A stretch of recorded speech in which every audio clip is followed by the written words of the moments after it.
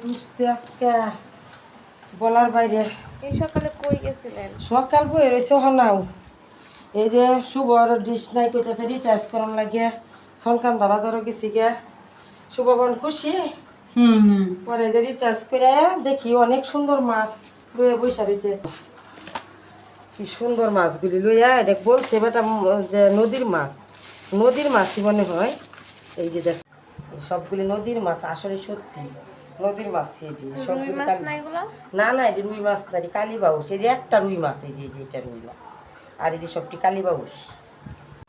ভাইয়া প্রতিদিন সকালে ঘুম থেকে উঠা প্রথমে টিভি দেখতে যায়, টিভি দেখে যে ডিশ আছে কিনা, তারপর এই যে দেখে আজকে যে ডিশ নাই, তারপর এটা রিচার্জ করতে হয়। এই জন্য মামানিকে বলতেছে যে উঠার জন্য উঠা, তারপরে এই যে ডিশ ভরতে যাওয়ার জন্য। তারপর মামানি উঠা ভাইয়াকে নাস্তা করায়া তারপর চলে গেছে সনকান্দা বাজারে, ওইখানে হচ্ছে ভাইয়ার ডিশ করে। তারপর ওইখানে মামানি ওই কাজ শেষ করে আসার সময় দেখে যে ওই বাজারে অনেক ভালো ভালো মাছ উঠছে।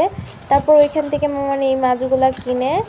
ওই বাজারে আবার টাটকা টাটকা সবজিও পাওয়া যায়। সনকান্দা বাজার আমাদের ফুলপুরে, এই বাজার হচ্ছে সকালে বেশি অনেকই হয় ওই বাজারে।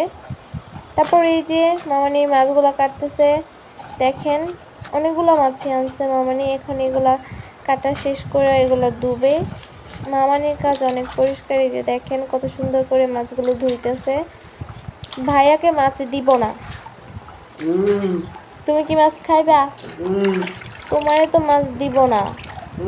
তুমি বলছো যে টিভির ডিশ ভরতে যাওয়ার জন্য, এখন তো মামানি মাছ নিয়ে আসছে। তুমি তুমি টিভি দেখবা, মাছও খাইবা? আচ্ছা।